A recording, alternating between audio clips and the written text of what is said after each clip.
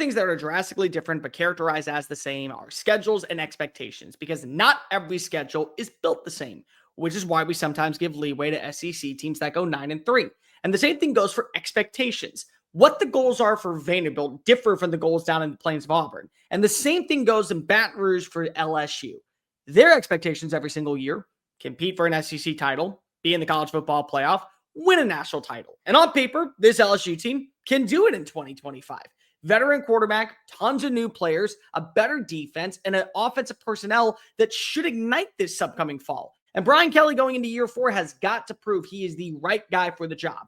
So does Death Valley finally see a championship for the first time since 2019? Let's break it all down with these 3 bold predictions. Welcome on into SEC Unfiltered. It's Cole Thompson here. LSU fans, like the video, hit the ring notification, and subscribe to the channel, because we talk about your Tigers and college football every single day. Download the podcast version of the show wherever you get your podcast listening systems. Follow us on social media at Mr. Cole Thompson, at SEC Unfiltered, and check out all of our great work found at secunfiltered.com. And as always, we're proudly fueled by our friends over at FanDuel. Go to FanDuel.com/SECU. Join today and get started with $250 in bonus bets when you place $5 down. If you win that bet, $250 goes back in your pocket, whether it be on LSU's win total, hit the over or the under, the overall odds for Garrett Nussmeier to win a Heisman Trophy, or just go ahead and bet that the Bayou Bengals are winning a national championship. Do so at FanDuel.com/SECU today. Bold prediction number 1. And remember, these are bold. So when I'm right, you come back here and say, Cole Thompson told us first. And when I'm wrong, what was a bold prediction? Number 1.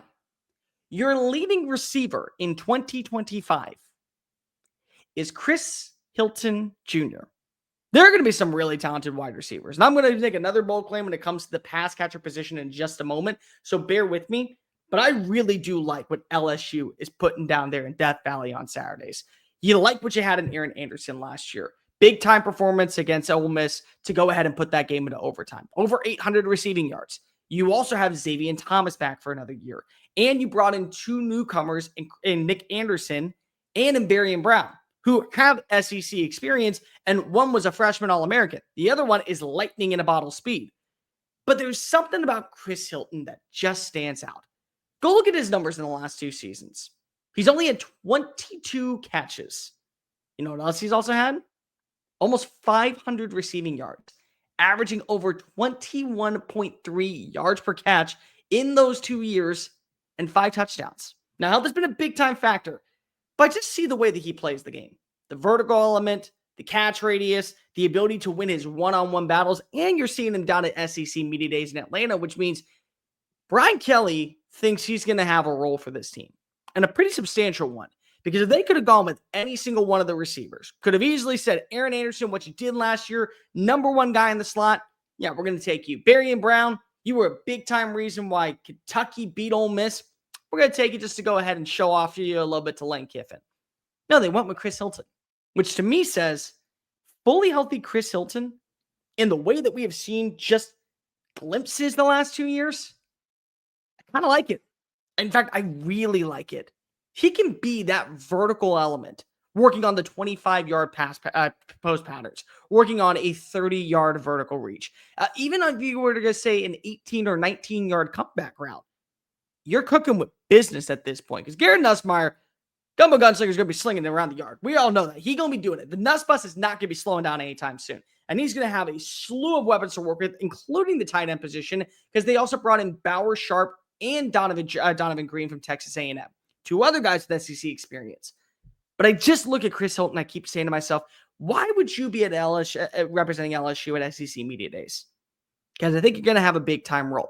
Health aside, he may be the most untapped potential down in Baton Rouge, Louisiana, for this roster, far and away. Because you look at what he has done in just a small sample size. It's very promising. It makes your mouth water a little bit. It makes your eyeballs kind of gleam up, and you see hope, and you see pride, and even a little bit of optimism.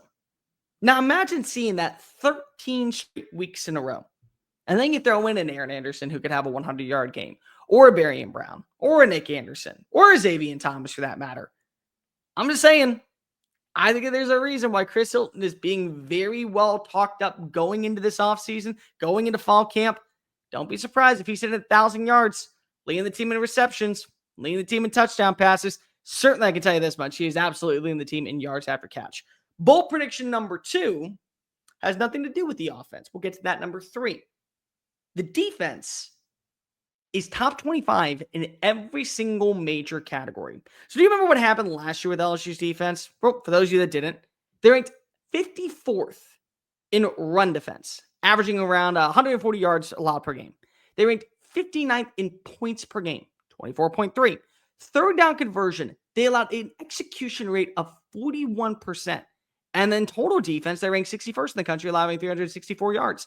And Brian Kelly this past offseason realized he hired Blake Baker, and Blake Baker had done some marvelous work down in Columbia, Missouri, and said, you know what? This is not going to fly. That secondary, we're never going to see that secondary again. That front 7, we're going to get better pass rushers. That linebacking core, yeah, we got the Honky Badger and we got Harold Perkins, but they need some support.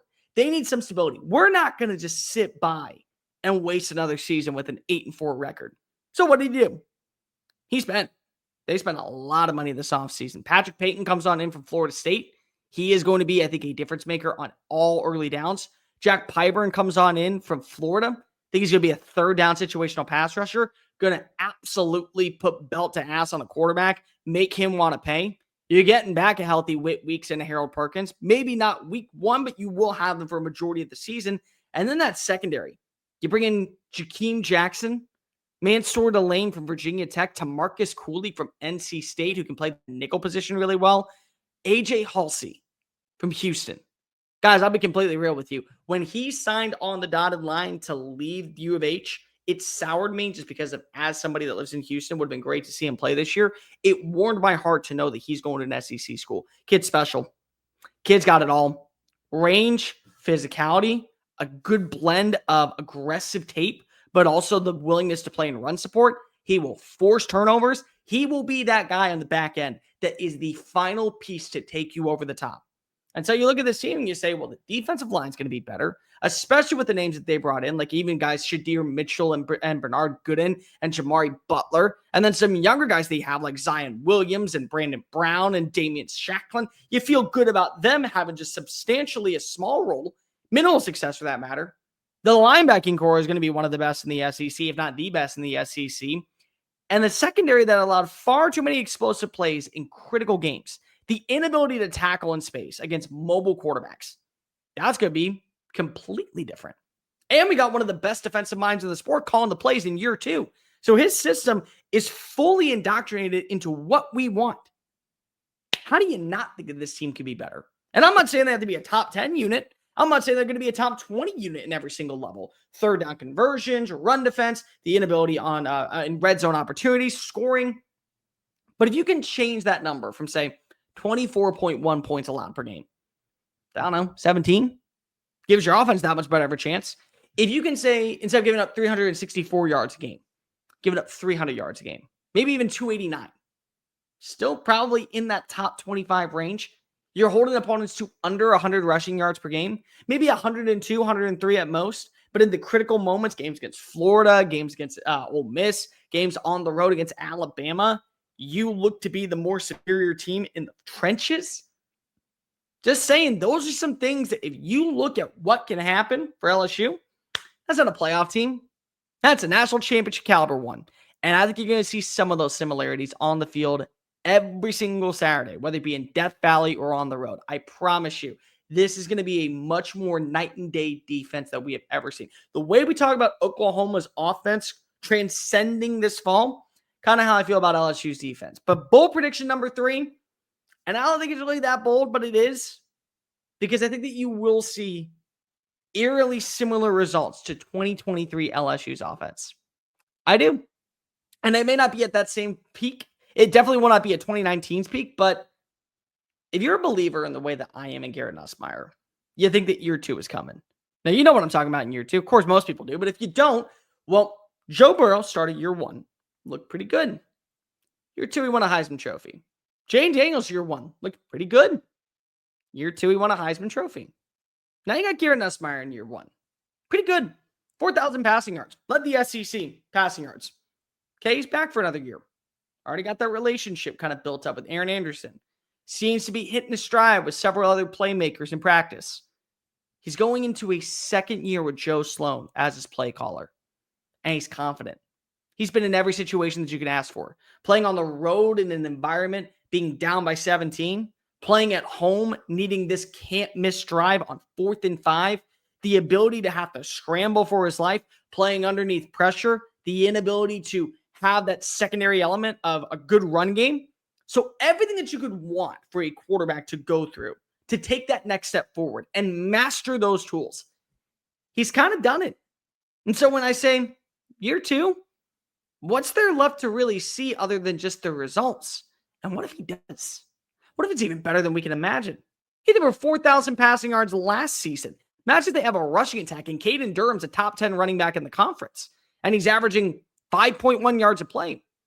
I think you're going to have 2 1,000-yard receivers. That's my other bold prediction for a wide receiver. I don't know if it's going to be Aaron Anderson. I don't know if it's going to be Barry Brown. I don't know if it's going to be even a guy we could go as far as say Nick Anderson, who, once again, dealing with some slight injuries. Not a big problem going into the year. Maybe Xavier Thomas with that speed is going to be that dude. But I think that Garrett Nussmeier is throwing for over 4,500 yards. I think he's leading the conference in passing touchdowns. And I think it's going to be closer to 40 than it is actually 30.